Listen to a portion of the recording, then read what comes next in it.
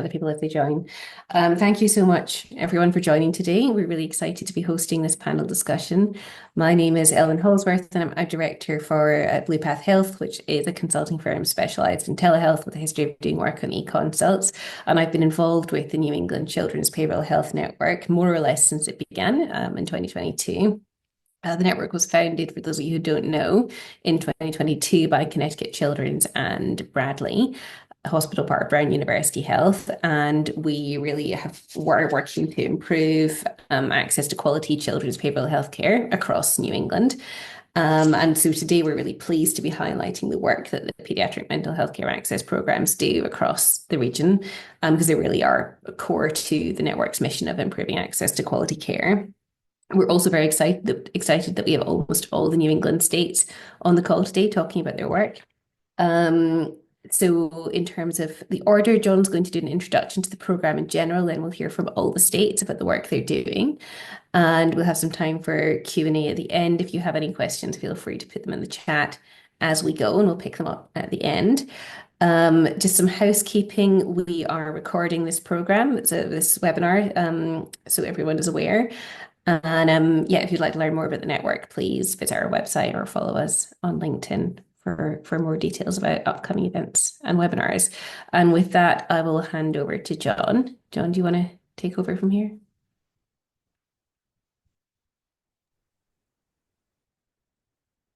Hello, everybody. My name is John Straus, and I sort of am wearing two hats today.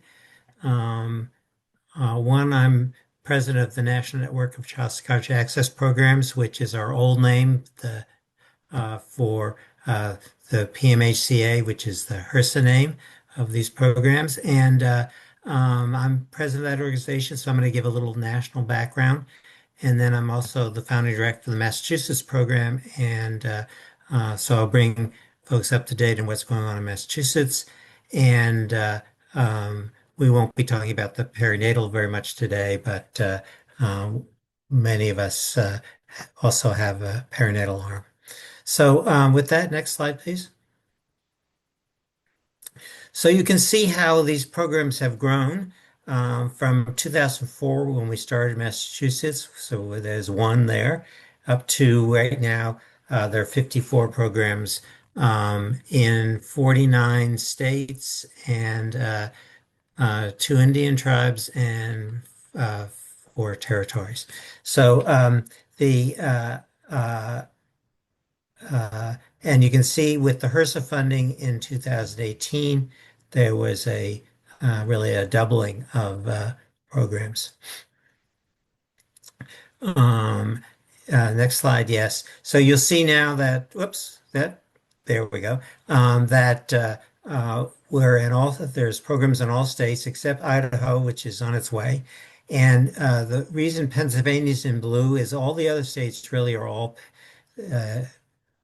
payer. It doesn't matter what insurance you have.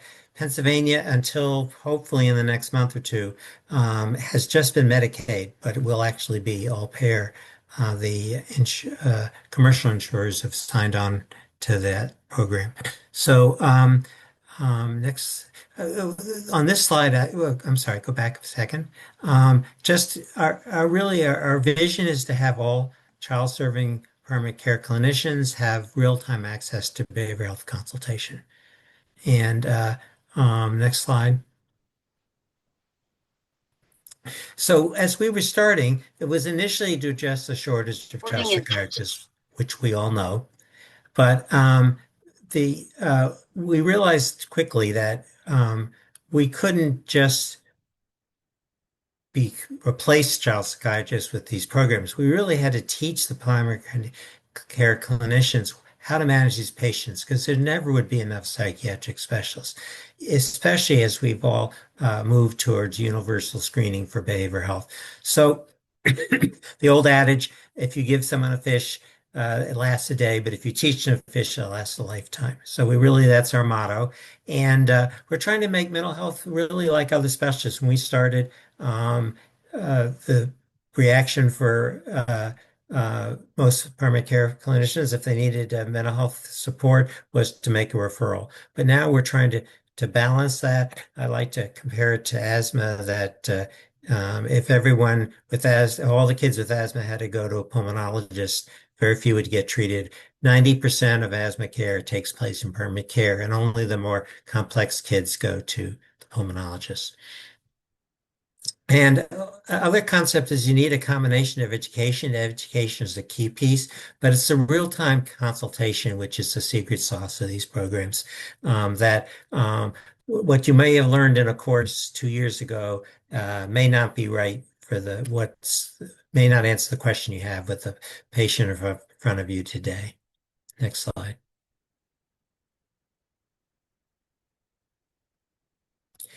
So we're going to spend a lot of time talking about sustainability today. We're going to give you some details of where our programs are, but the goal is to reach sustainability.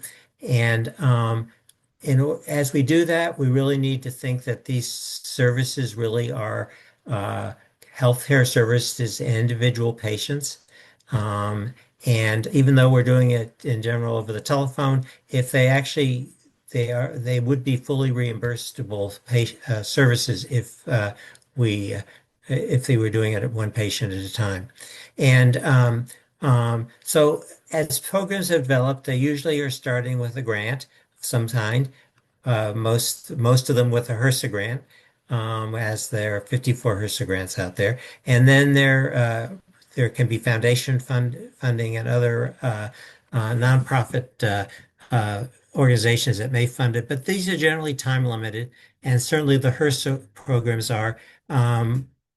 The major funding for them ends at the end of federal fiscal year 27, and we'll go back to an annual appropriation, which will not fund nearly the number of, we obviously don't know what that is, but it's not going to fund nearly the number of programs that are now out there.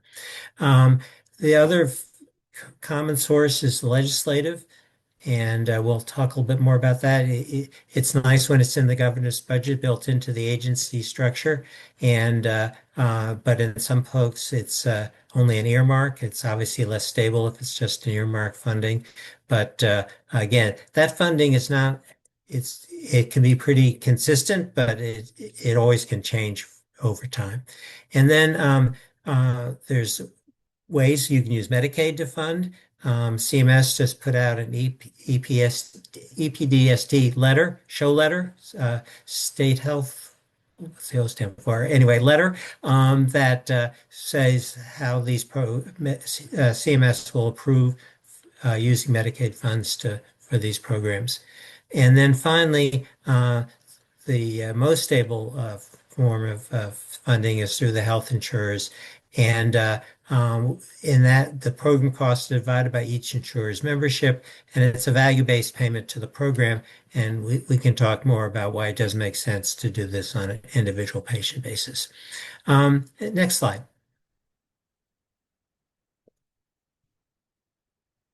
So when we start, generally these programs take 4 or 5 years to start up. When you start, you're doing mostly education and outreach engagement, and that goes down over time. And what goes up over time is utilization of the consult service. And there's always room for some ongoing education, and obviously the provider community has new members each year. So there's orientation engagement to do. But majority of the work of the program ends up being actual consultation services. Next slide. So just a reminder of what the key components of these programs are. There's generally a warm line where you can call up and get help. 30-minute response time is our sort of standard. Direct, there may be the ability to have direct consultation with the patient and family to help clarify diagnostic or support the primary care clinician feeling comfortable with their management of the patient. There's usually resource referral support for folks needing particularly therapy. And then there's the educational component, which can include all sorts of different vehicles to do that, from echo programs to webinars, newsletters, lunch and learns. And we like to think that these four components are the legs of a stool. And you really need to really have a maximally functioning program, you really need all four legs. And you'll see as we go through that our programs locally have varying degrees of that. So the National Network just did a recent survey, and 38 from we have data from 38 states. Many of the other states are still in the formation stage, but those 38 states had over 85,000, almost 86,000 consultations that were done in 2023. And we think that's probably even higher in 24, but we didn't have full data for that. Um, Many of the programs are finding joint management and clinical synergy with combining the PMHCA, which is the children's programs, from the perinatal programs, maternal mental health and substance use disease. These are the HRSA names for these programs. And just a few examples of sustainability are the legislatures in Texas, Virginia, Michigan, and California have been particularly strong in funding these programs. And on the health insurance side, Washington, Massachusetts, and Pennsylvania are really the models of, and we hope Rhode Island soon, of using health insurance funding. And then just to we can talk more if you're interested, but these are good platforms for adding additional features. Certainly, perinatal concentration, or some more specific service around substance use, autism, and early childhood are the areas that the programs are expanding into. Next slide. And we have one there's several, but I like this as an example of a nationals where we've really seen how these programs probably are making a difference. So there's no way of being sure that these are is this the only reason?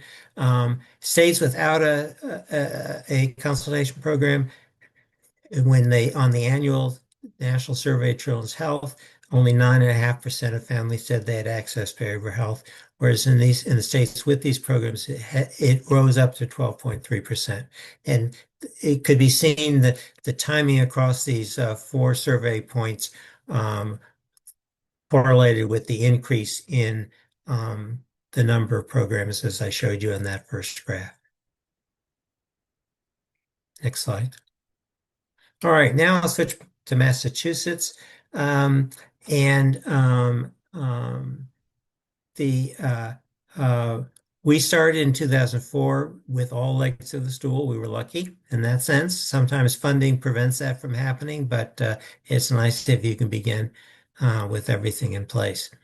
In 2009, the state, particularly through Medicaid, but the commercial payers followed, required universal behavioral screening in all primary care practicing kids. And that gave us a boost of calls. And in 2014, we added MCPAP for moms. 2019, we added a service we call MCSTAP, which is adult consultation for addiction and chronic pain. That's our adult program. The substance use program started in 2019 also. And in 2020, we added ASD ID program, and that was just for emergency services. But just in the last 6 months, we've added that actually not even 6 months, 2 months, we've added that to be available to the primary care practices. We added in 22 through HRSA funding, our early childhood program, and again through HRSA funding, we're helping the primary care offices with ASD diagnosis for the young kids. So that's our history in terms of programs. And the next slide. Just in terms of number of patients, it's kind of interesting. This begins in 2012, and we were up as high as 7,000 patients, and then we dipped down during the pandemic, and then we came back up again, and now we're down around 4,000 patients a year. And we think a lot of this decrease is because we have it's a hypothesis, but we think it's because over this period of time, so many of the practices in Massachusetts have embedded behavioral health clinicians, and that integration provides them with less need to call us, particularly for referrals, but in general. Next slide. And are teaching them to fish because over time, the portion of kids that we think we need to actually see has gone up. When we started back in 2004, we were seeing only about 1 in 5 kids, 20%, and now it's up as high as 40. And that's because these are much more complex kids. The primary care folks have learned to take care of the mild and moderate, and now they're calling us with kids that really should be seen in the mental health system, but they can't get in time, and they're calling and saying, "What can I do in the meantime to help the family?" And so we'll often see a kid for what we call a bridging visit, where we will see the kids, recommend what the primary care clinician can do in the meantime while they're waiting for DMH eligibility, whatever else they need in terms of services. Next slide. Just a reminder that we're at the heart an educational service. We're teaching folks through each case we talk about them with, teaching them to be more comfortable handling the common problems, anxiety, depression, ADHD. We're not doing so well on SUD, and that's part of the reason we've beefed up that component. Next slide. We are successful in that 68% of the episodes of care continue to be managed without specialist psychiatry. They often will need therapy and other community services, but they don't need that psychiatry, which is the key piece. And in terms of utilization, another way of looking at utilization here, the practices across the state. And this year we had 62% of practices use us over a year, but it's been as high as 83%. Again, not quite the same utilization as folks become more comfortable. A couple of other interesting numbers, and then I'll pass it on. We've actually, over the 20 years, seen 77,294 patients. This was as of the end of June last year. And we've actually looked, if you take this number and estimate exactly what the population, we have about 1.5 million kids in Massachusetts. And if you figure 1 in 5 has a behavioral health issue, we've probably touched about 20% of all the youth with behavioral health issues.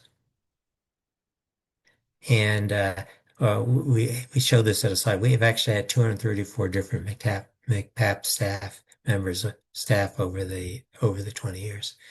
Next slide. And just this is a little teaser. We're working on what this all means, but we have been looking at our recommendations by race ethnicity.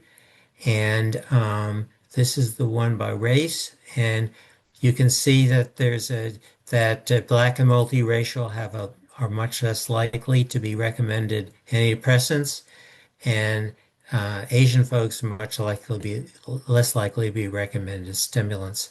And we could talk a long time about what this means, but we're working on. There's no evidence base that would suggest there ought to be an age difference. But clearly folks end up recommending something different, and that we need to figure out how to help change that situation. Okay, next slide. I think that's my last slide. Yes, Connecticut. Beth, pass it to you. Thanks, John. Good afternoon, everyone. My name is Beth Garrigan, and I am the statewide director for the Access Mental Health programs, both our pediatric program and our perinatal program here in Connecticut with Carelon Behavioral Health. Just so folks are oriented to the slide that you're seeing right now, I just want to focus a little bit to the right first.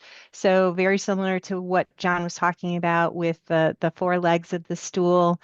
Connecticut does have all 4 legs, with the primary focus being that psychiatric consultation over the phone with our seasoned psychiatrists. We also offer face-to-face one-time diagnostic evaluations, as well as direct resource and referral support.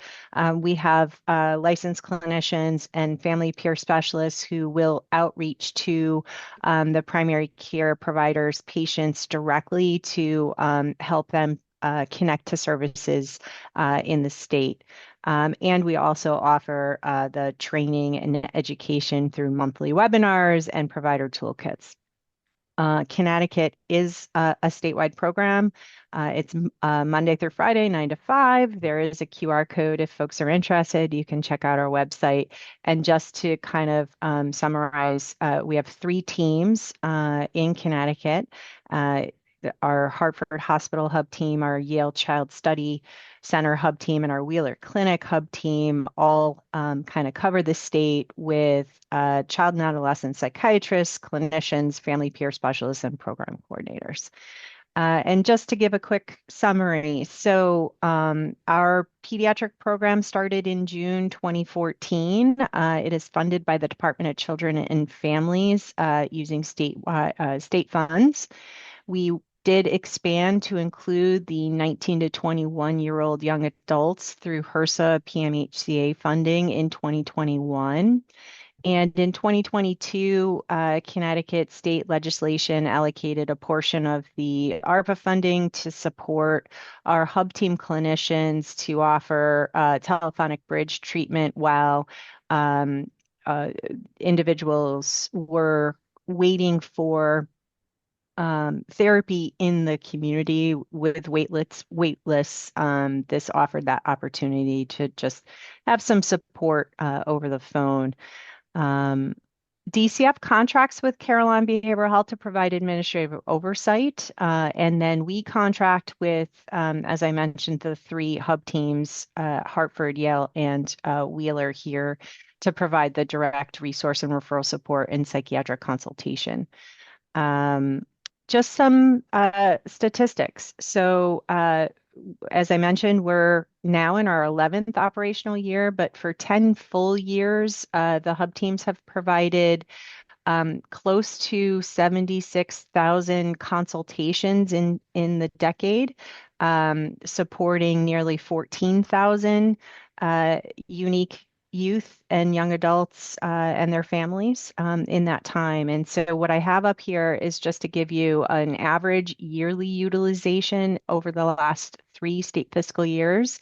And so on average, it's about 9,600 real-time consultations supporting just over 2,000 individuals and their families. And lastly, just to kind of close it out, I did want to emphasize we do have a core group of pediatricians and family physicians who are using the service and really wanted to share some feedback from them directly.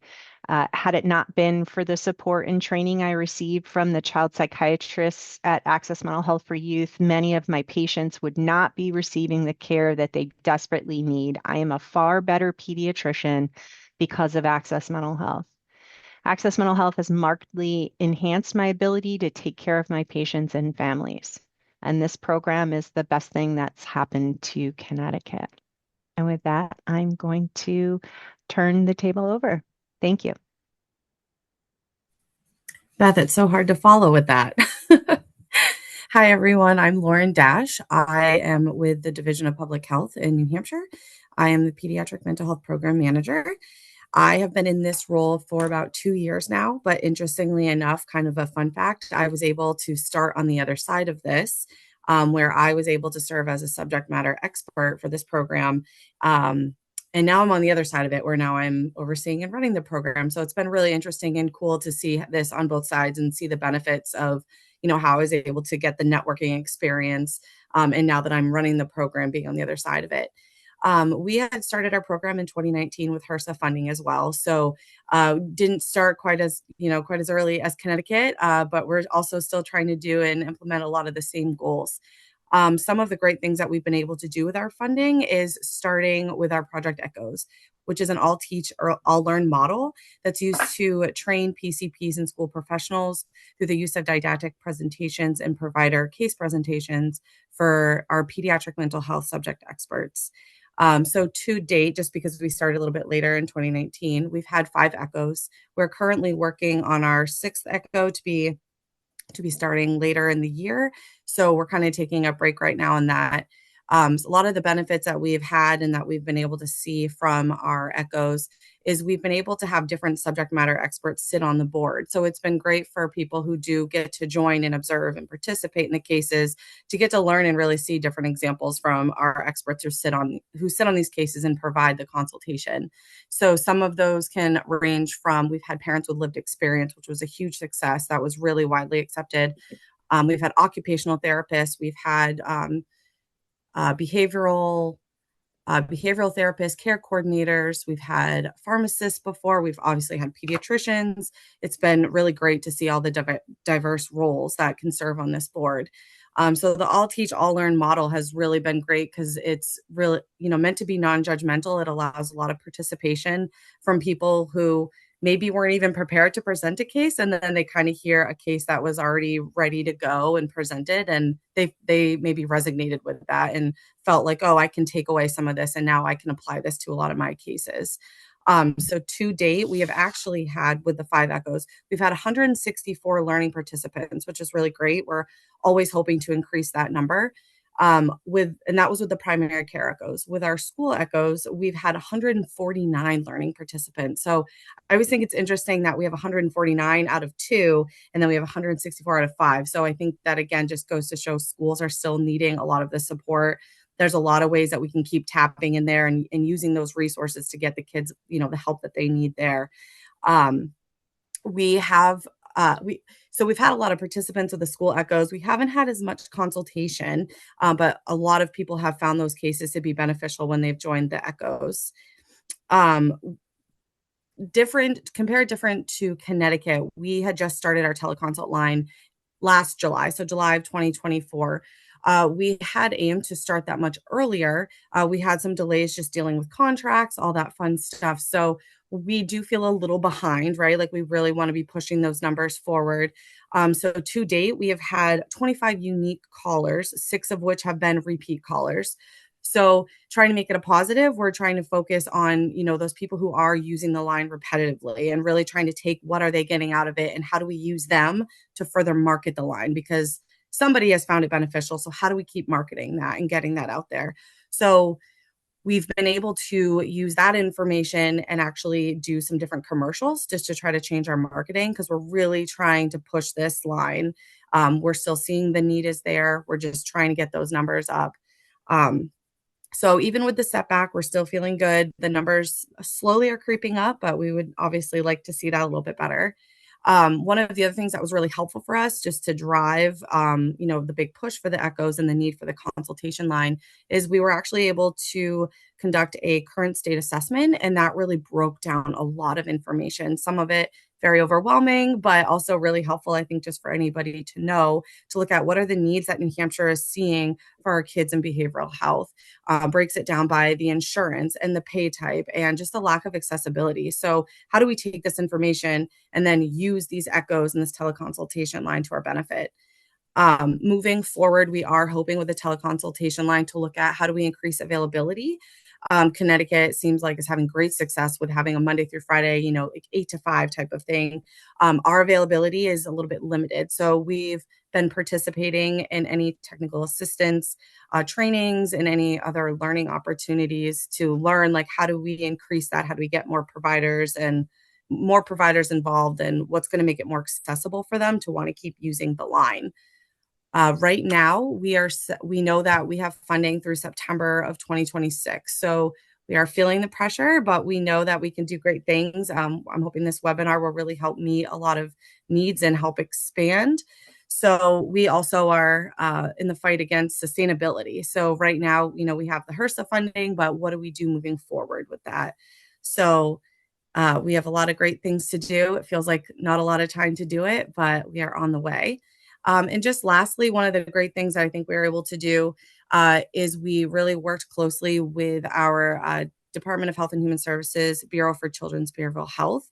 And we just worked closely with them just to eliminate a lot of duplicative websites and resources and places where people were going to. This really was meant to be a one-stop shop website. It's hard, as a parent caregiver, you're given multiple resources. They're not always up to date. There's sometimes little changes. It could be insurance type availability. But this website is really meant to be very user friendly. And the really great thing about it is that it can break it down to what's the county that you're looking to receive a service in. Is it anxiety or depression that you're trying to find a service in? Is it OCD? It gives a lot of opportunities to kind of search there. And then obviously within that webpage, there is more marketing for our services, which is awesome. And it just is another good webpage for a lot of linkages and other great work that New Hampshire is doing. So we're hoping to really continue with that and get more lines coming in. So thank you so much.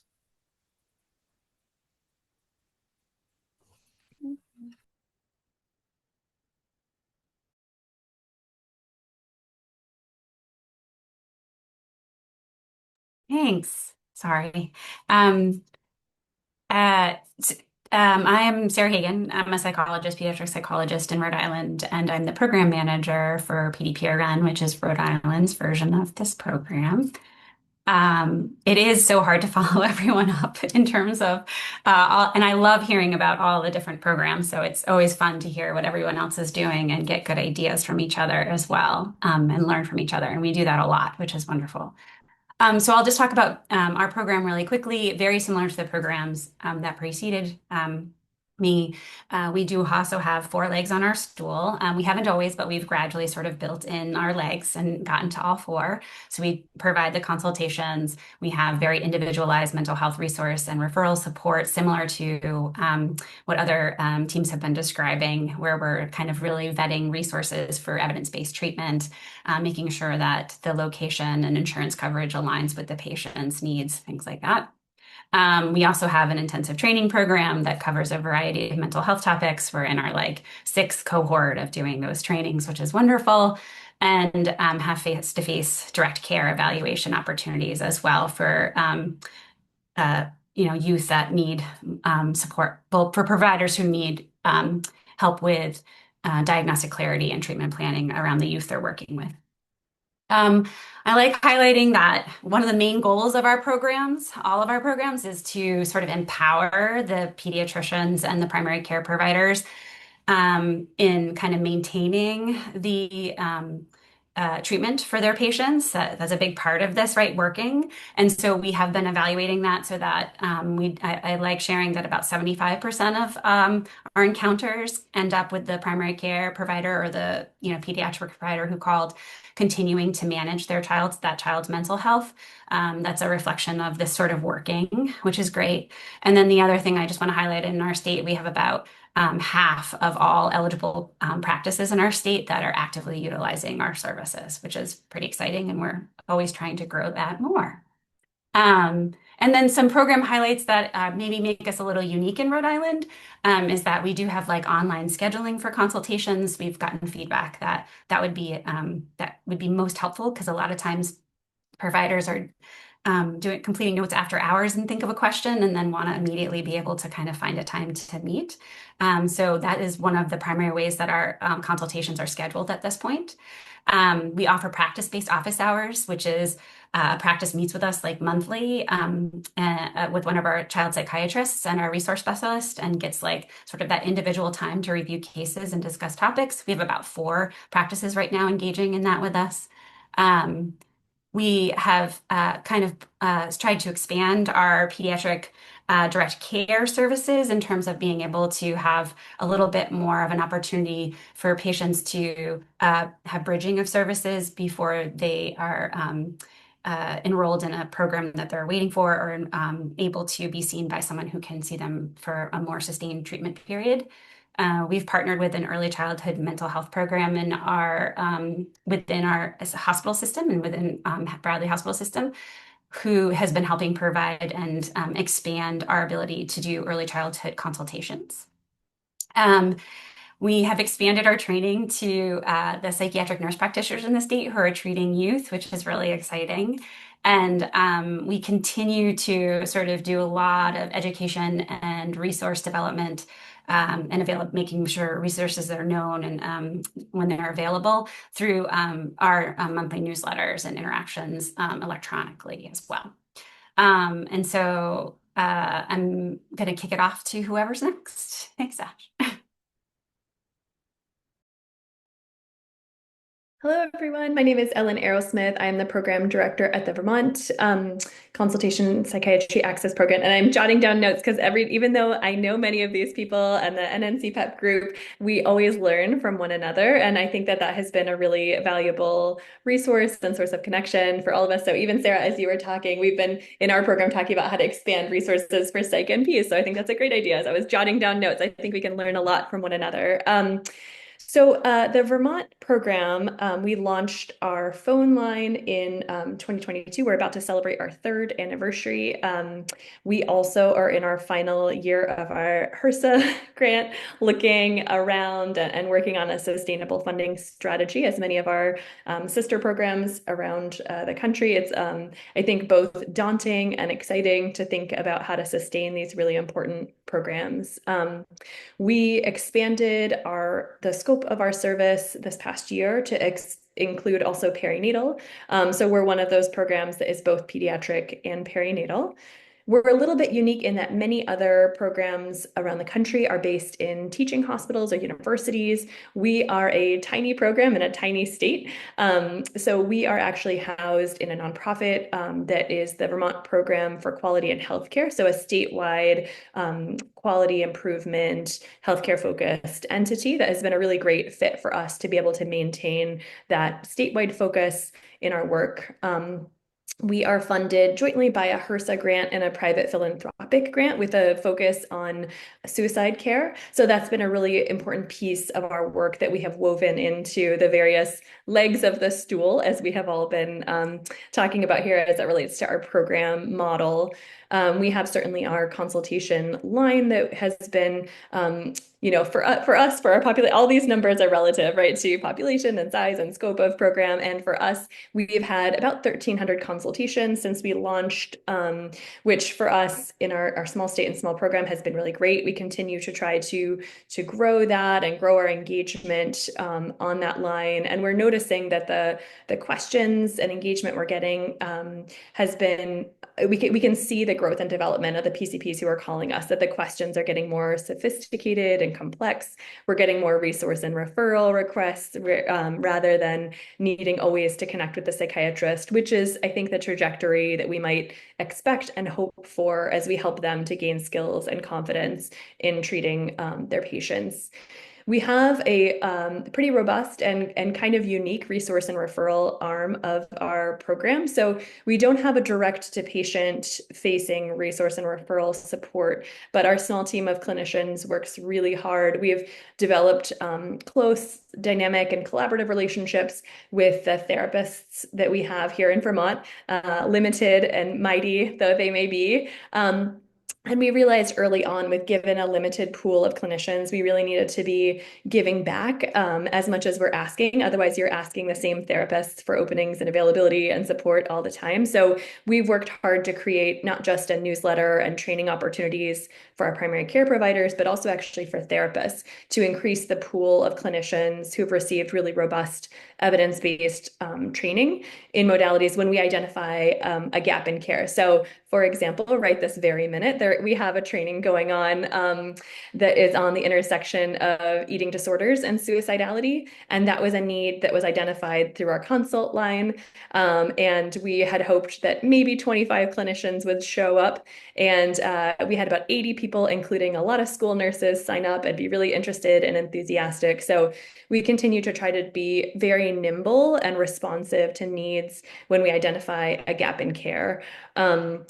So we are open Monday through Friday, 9 to 3, so not quite as long as some of the other programs. And, I think that when you ask for feedback, the consistent feedback that you will always get is that providers hope and want for more of a great thing when they're really happy. They just, could you be open until midnight? And, there's only so much you can do to do that. So we're doing our best with some limited resources, but we are hoping within this next year to be able to roll out an e-consult feature, or essentially a way for them to sign up virtually, which I think Connecticut, it sounds like, also had, or no, it was Rhode Island. Do you have the sign up electronically? That has been some feedback that we've received that would help to just for convenience and ease of access to our service.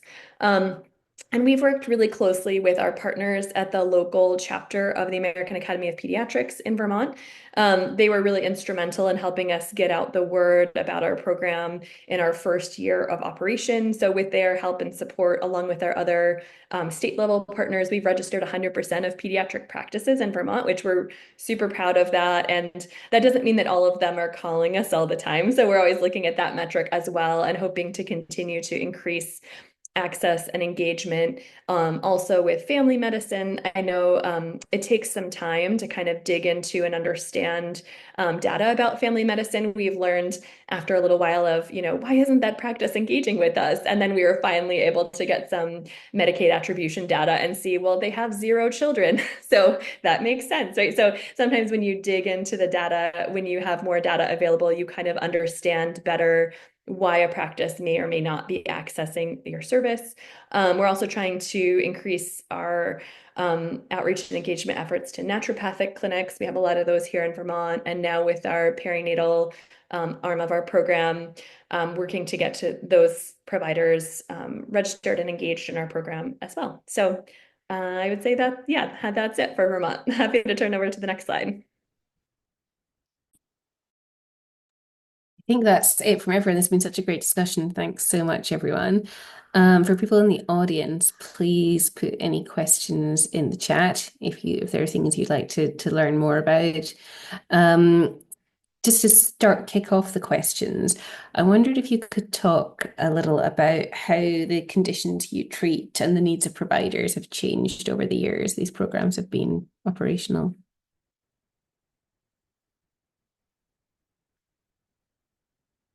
I'm sorry, Ellen, could you repeat your question again? Sorry. I didn't quite hear. How have the conditions you treat and the needs of primary care providers changed over the years? Well, I think you've heard from all of us that the calls have gotten harder, more complex. I think, again, we've expanded from the most common diagnoses of ADHD, depression, anxiety to substance use, a lot of autism, a huge need around autism, and the and early childhood, and and I think that one of our growth areas is trying to connect the perinatal and the pediatric a little bit better. Our obstetric friends are not very good about communicating to pediatricians about what they've learned about the family, and then the parent brings in the baby, and the pediatrician is supposed to guess what are the family stresses, and the OB world knows them all, and we need to make it. It's really obviously the dyad is so key, and we need to make that more of a priority. And Ellen, I would add, John spoke about it in the beginning. I think really the concept to the model is really to help improve the primary care providers' comfortability in treating less complex mental health and substance use treatment within their patients. And so, as providers are receiving the education and training through webinars, as they're receiving that case-based education over the phone, there is more comfortability. They are recognizing it more in their patients. And I think all of our programs are working to capture utilization data, and I can speak for Connecticut specifically. In the first couple years, we had a pediatrician who shall not be named today, who I would often lovingly refer to him as our best friend forever. And because he was our highest user in the first couple years, and then we saw that utilization drop a little bit. And I called him and said, What's happening? You're our BFF. How come you're not using in the kind of the fear that there was something wrong there,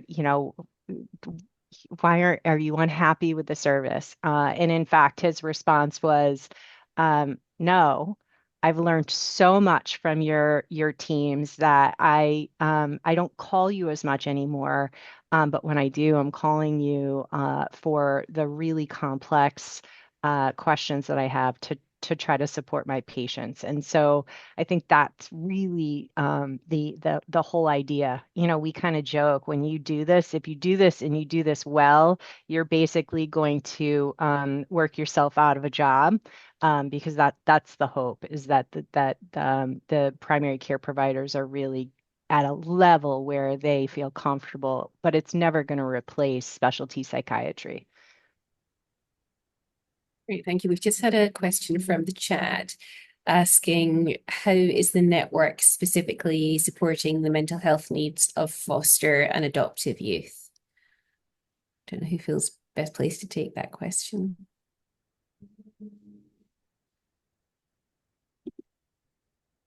So foster kids, I mean, we take lots of questions around foster kids from their pediatricians and family physicians.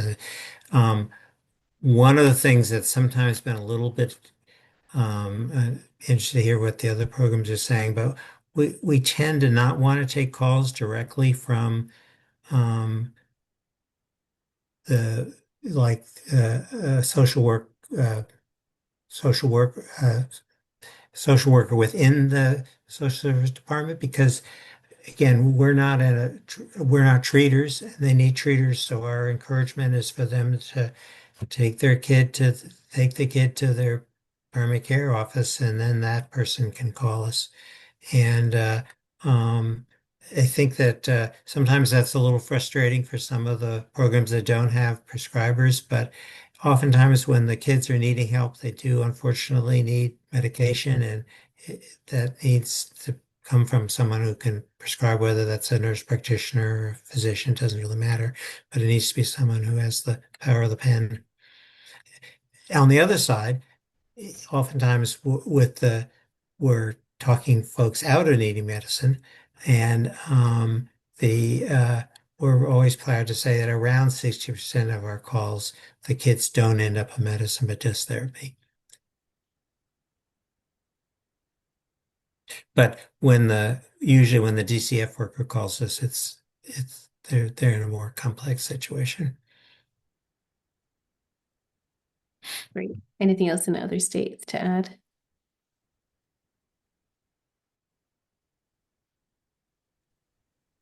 I would say Vermont, we don't have an official partnership or collaboration with DCF. Similarly, we recommend that their primary care provider call us for the exact reasons that John outlined, that they're the ones who are going to be providing the ongoing care and treatment. But we've certainly collaborated with our partners at DCF to try to help create materials and guides and information that we can then disseminate out to primary care providers about how they can better understand the needs of children and youth in foster care and better partner with or collaborate with DCF. So we've leaned more into that angle of trying to help our primary care providers understand that landscape better and think about how to partner and collaborate with those providers and those youth.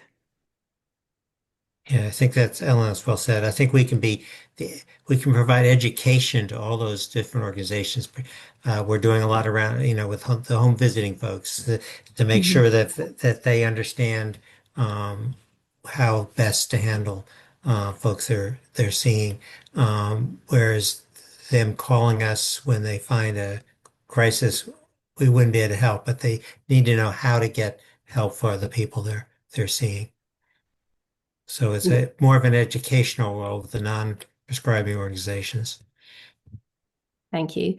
I touched on this a little already, but it might be good to draw out some more detail. We have another question from the chat asking how are states diversifying funding given potential changes in federal funding? I know that could probably be a separate webinar in itself.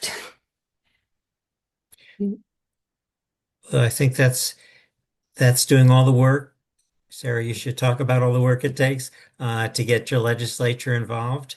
And then to pass, once that, usually that's the first step, and then they realize that they shouldn't be on the hook for the whole bill, so then they need to get the insurers involved. So the the the long-term gain is to make this an insurance covered service. Yeah, and we some of that has come through you know, building relationships with our payers who are providing some smaller amounts of the funding through the match requirements that we have with our federal funding.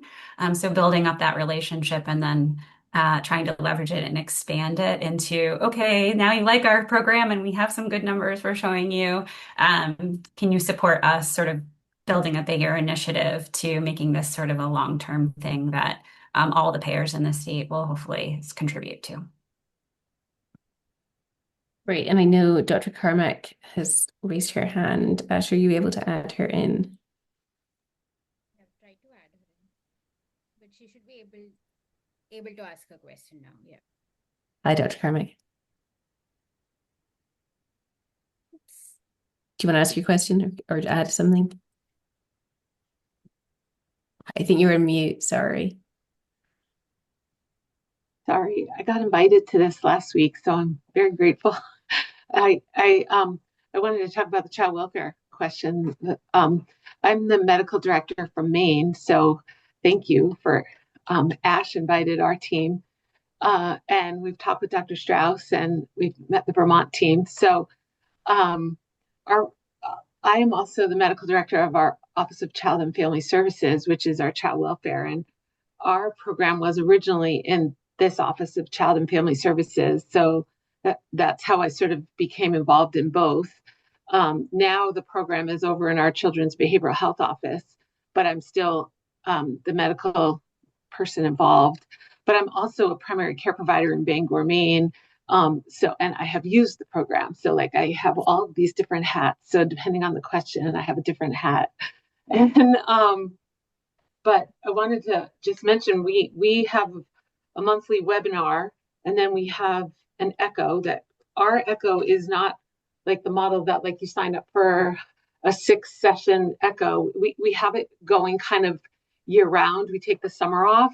We kind of followed in the way it was started before our team got involved, got the grant. The grant was previously in our CDC office, and now it's in the Children's Behavioral Health Office.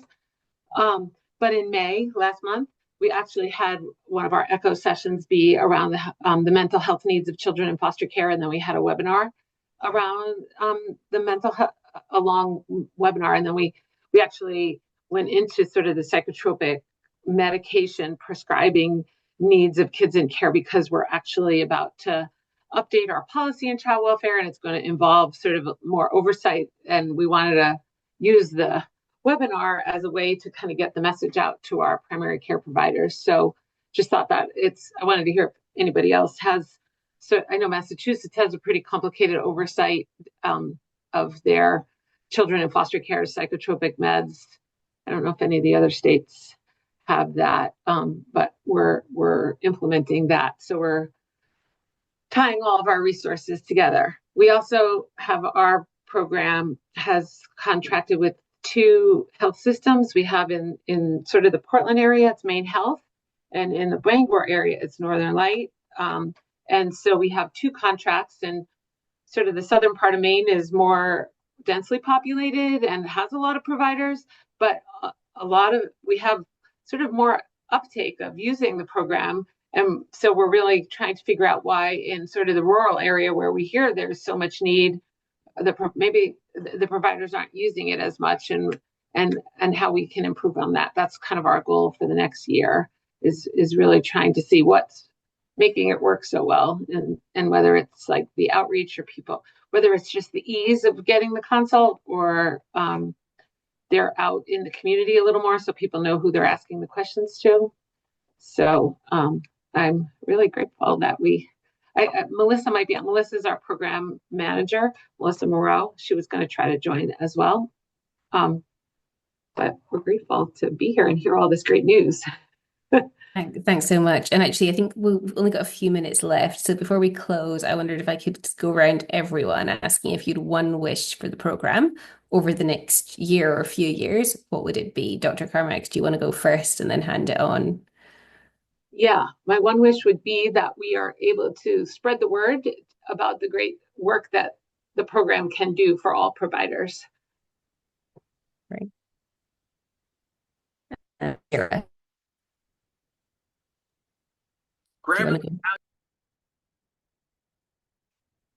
Do you want to go next? Or John? Our wish is that we still are dependent upon an annual earmark from the legislature. So we'd like to turn that to that it's become part, that the setting of our budget is part of a advisory committee and taken out of the annual political melee. That just takes a lot of energy and doesn't produce very much. Beth. I would echo that. I think the sustainability, there's a lot of work and effort that goes on each individual state. And I think that while we're super grateful for the federal funding through HRSA, hopefully I didn't freeze because I felt like I froze for there. We're grateful for federal grants, but they're time limited. And I think that as kind of we all potentially could work together for more of a national sustainability that's not state specific. So more on a national level, if that makes any sense. Ellen, do you want to go next?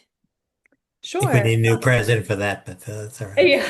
I will echo that our kind of thoughts and worries and hopes and fears are around sustainability right now. I think that we're really proud and excited about our growth and expansion and the work that we can do. And it feels like we just want to do the great work that we're doing, which is helping primary care providers. And we're really excited about this piece about how we're reducing PCP burnout and doing all these things that we know are so important to the system of care. If we can support and keep primary care providers and provide trainings and improve access to care, all those things feel really important. And also we're expending a great amount of time and resources and angst worrying about where money is coming from. So I think that will be really important and helpful to us to have long-term sustainable funding to be able to just continue the work that we're doing. Great. Lauren, do you want to? Yeah, I mean, obviously, I want to echo what everyone else is saying, but just really identifying where New Hampshire is right now with our program. I am desperately hoping that we just have a chance to be heard. I feel like we haven't had the opportunity to really meet with all the practices that we want to and really try to address some of the fears that people have about the program. It was an interesting point that it was brought up in one of the TA calls that I was on is that, some providers might have a fear that if they call this teleconsult line, it means that they no longer are their provider. Maybe it's a billing issue. We really just need an opportunity to talk. I find it really hard to believe that once people start talking and we open up the doors that somebody can identify with how positive this resource could be. And really echoing what Ellen said, I mean, to reduce provider burnout, whether you're a clinician or a PCP is huge right now. I think we're having just such a hard time breaking that barrier, and those silos are still there because we don't have the time to try to implement a new learning system. So I'm desperately looking and I'm eager to find the time for people. So I'm just hoping that we are granted that opportunity and then, use that information to tackle the sustainability. Sarah, with like 30 seconds left. All of that. Okay. We need all of that in Rhode Island too. I agree with what everyone else said before us. We would really like the opportunity to continue to exist, I think is the big thing. Yeah. One final question from the chat, if someone could take it very quickly, with a graduate student in public health who is volunteering. Are there opportunities to volunteer or contribute to the work that your programs do? we can connect you offline. That might be easier than. Yeah, I was just going to say it might be easier to connect Yeah. offline. Yeah. Sounds good. Okay, well, this has been such a great discussion. Thank you so much, everyone, and good luck for the future. And yeah, hopefully we can revisit this through the network at some point down the line. Thanks so much. And yeah, please do, over in the audience, look at the website, and we'll send around the recording. Thank you. Bye. Thanks.